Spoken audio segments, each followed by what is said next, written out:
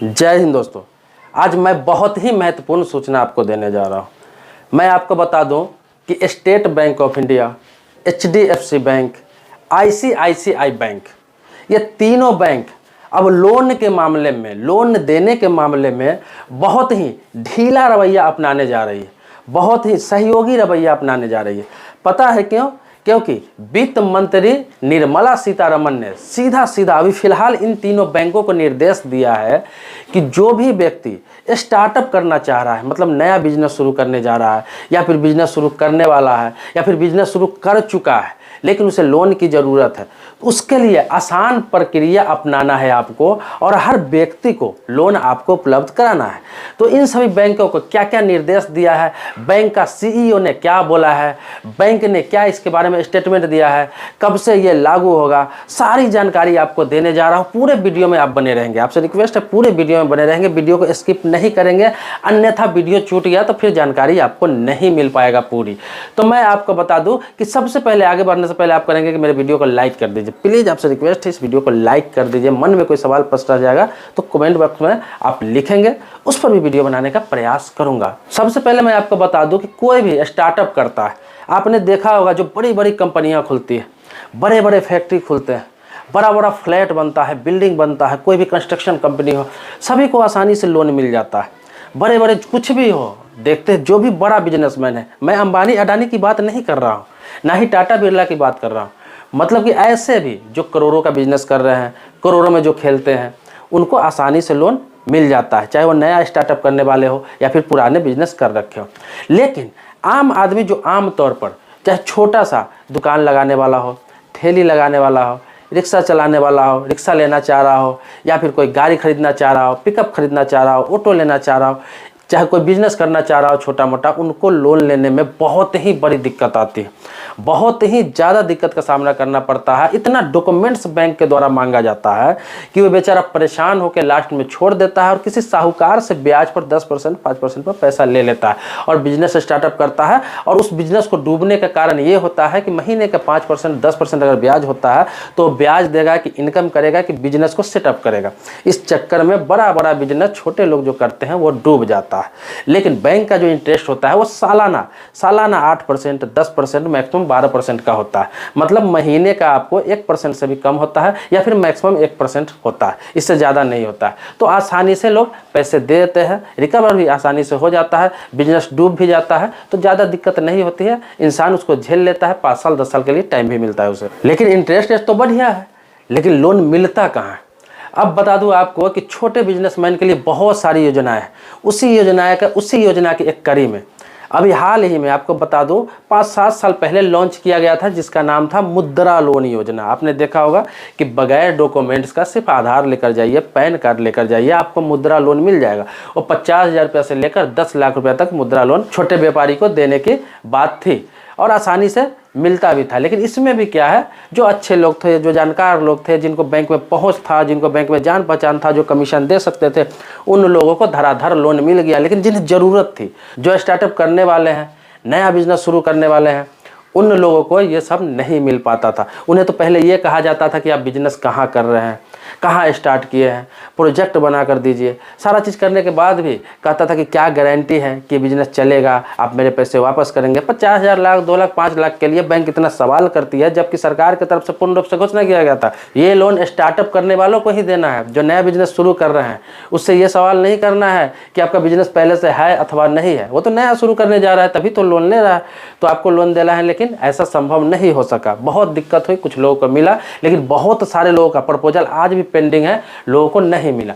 इसी पर वित्त मंत्री निर्मला सीतारमण ने अभी हाल ही में पिछले सोमवार को घोषणा किया और सीधा बोला, पहले SBI, state bank of India, HDFC और ICICI बैंक को सीधा निर्देश दिया कि कोई भी स्टार्टअप करने वाला, नया बिजनेस शुरू करने वाला, चाहे कोई स्टूडेंट हो, कोई लड़का हो, कोई नया व्यवसायी हो, या फिर पुराने बिजनेस जो कर चुके हैं छोटे मोटे उसको बढ़ाना चाहते हैं, अगर आपके पास लोन लेने आए, चाहे किसी भी योजना के तहत लोन लेना है, किसी भी स्कीम के तहत लोन लेने आए, आपको लोन उसे प्रोवाइड कराना है और लोन आसानी से देना है। आसानी से क्यों देना है मैं आपको बता दूं, निर्मला सीतारमण ने साफ साफ कहा कि डॉक्यूमेंट्स की बैंक जो बात करती है, अभी आधार से बड़ा कोई भी डॉक्यूमेंट्स नहीं है, पैन कार्ड से बड़ा हमारा कोई भी डॉक्यूमेंट्स नहीं है। जब आधार कार्ड पैन कार्ड बैंक को मिल ही जाता है तो इसके अलावा बहुत सारे डॉक्यूमेंट्स खोजने की ज़रूरत कहाँ है, क्योंकि सब एक दूसरे से लिंक है। और जो आधार का डाटा होता है, जो पैन का डाटा होता है, वो सरकार के पास होता है। पैन कार्ड का पूरा डाटा आयकर विभाग के पास होता है और आधार कार्ड का पूरा डाटा सरकार के पास होता है। तो सारा डाटा जब उनके पास है तो बंदा भागेगा कहाँ, जाएगा कहाँ? दूसरा आधार भी नहीं बनता है, दूसरा पैन भी नहीं बनता है। आजकल दोनों एक दूसरे से लिंक है। तो फिर इसमें डरने की क्या जरूरत है? बैंक को पारदर्शी रवैया अपनाना चाहिए। इस पर SBI के चेयरमैन दिनेश कुमार खारा ने कहा है कि जो निर्मला सीतारमण वित्त मंत्री ने जो निर्देश दिया है, जो घोषणा किया है, इस बार पूरा करना है। किसी भी हालात में ग्राहकों को सुविधाएं उपलब्ध कराना है। अब आपको बता दूं, आप लोन किसी बैंक में लेने जाते हैं तो इसके लिए सबसे पहले क्या क्या जरूरी है बता देता हूं। अब डॉक्यूमेंट्स का तो आपने सुन लिया कि आधार कार्ड पैन कार्ड डॉक्यूमेंट्स है जिसके आधार पर आपको लोन मिल सकता है। लेकिन इसके अलावा कुछ बैंक का रूल रेगुलेशन भी होता है जिसे फॉलो करना है आपको। लाख निर्देश दे दिया है वित्त मंत्री निर्मला सीतारमण ने, लेकिन आपकी भी कुछ जिम्मेवारियां बनती है। आपका भी बैंक कुछ देखता है। आपको करना क्या है? किसी बैंक से आप लोन लेने जा रहे हैं, मैं आपको अलग से सुझाव दे रहा हूँ, अपना सुझाव दे रहा हूँ कि किसी बैंक से लोन लेने के लिए आसानी से कैसे ले सकते, कैसे मिल सकता। मैं आपको बता दूं कि किसी बैंक से आप लोन लेने जा रहे हैं तो सबसे पहले आपको काम क्या करना है कि उस बैंक में आपका अकाउंट होना चाहिए और अकाउंट कम से कम 1 साल पुराना होना चाहिए। उस बैंक में अकाउंट आपका होना ही चाहिए, 1 साल पुराना होना चाहिए। आप कोशिश करें कि जितने भी लेन देन आप कैश में करते हैं, अगर छोटे दुकानदार है, छोटा बिजनेस करते हैं, छोटा कोई काम कर रहे हैं, आपके पास जो भी पैसे आते हैं थोड़ा बहुत, सारे लेन देन कोशिश करें कि बैंक अकाउंट से ही करें। आपका बैंक अकाउंट का ट्रांजैक्शन सही रहेगा तो बैंक आसानी से लोन दे देता है, क्योंकि बैंक जो लोन देता है वो आपके ट्रांजैक्शन के आधार पर देता है कि आपका लेन देन कितना है, कितना पैसा आपने रखा इस साल, कितना पैसा आपने निकाला। इस ट्रांजैक्शन के आधार पर आपको दिया जाता है। तो लेन देन आपके अकाउंट पर बढ़िया होना चाहिए, अच्छा होना चाहिए। ये रूल है तो रूल को तो फॉलो आपको करना पड़ेगा। बहुत लोग करते क्या है कि कैश लाखों में लेन देन कर लेते हैं, लेकिन अकाउंट पर पैसा रखने से डरते हैं कि टैक्स कट जाएगा, टैक्स लग जाएगा। बट ऐसी कोई बात नहीं है। ये लोगों में धारणा है, लोगों में भ्रम है। जैसे पहले, अभी से 2-3 साल पहले लोगों में भ्रम था। लोगों में क्या भ्रम था कि पैन कार्ड अगर बनवा लिए तो टैक्स देना होगा, या फिर मैं टैक्स पे नहीं करता हूं तो मुझे पैन कार्ड की जरूरत नहीं है।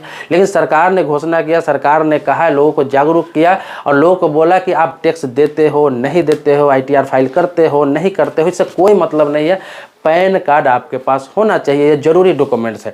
इससे टैक्स का कुछ लेना देना नहीं है। ये आयकर विभाग का एक परमानेंट नंबर है, जो आपके पास वो कार्ड रहेगा। जब आप उस लायक बनेंगे, ITR फाइल करेंगे, टैक्स पे करेंगे तो उसमें आपका ये काम होगा। इसीलिए हर बैंक से कहा गया कि आप पैन कार्ड जरूर लीजिए, बिना पैन कार्ड के आप अकाउंट मत खोलिए, ताकि इसी बहाने लोग पैन कार्ड बनवाए और लोग बनवाने भी लगे। अभी हर व्यक्ति के पास लगभग पैन है जो 18 वर्ष से ऊपर के हैं। इसी प्रकार धारणा है कि बैंक में पैसा रखेंगे तो पैसा कट जाएगा, टैक्स ले लेगा।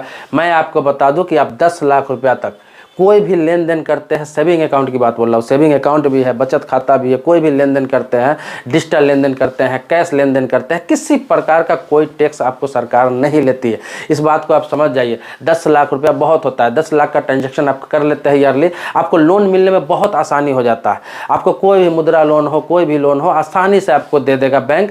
बैंक के पास कोई ऑप्शन ही नहीं रहेगा कि ये बहाना करे कि मैं लोन नहीं दूंगा। किस आधार पर वो लोन नहीं देगा? अगर आप लोन लेने जाते हैं, प्रपोजल तैयार करके जाते हैं, सारा डॉक्यूमेंट्स देते हैं, स्टेटमेंट आपका अच्छा है, अगर लोन देने से इनकार करता है तो आप उससे कारण पूछ सकते हैं, लिखित में कारण पूछ सकते हैं, मैनेजर से पूछ सकते हैं कि क्या कारण है कि मुझे लोन नहीं मिलेगा।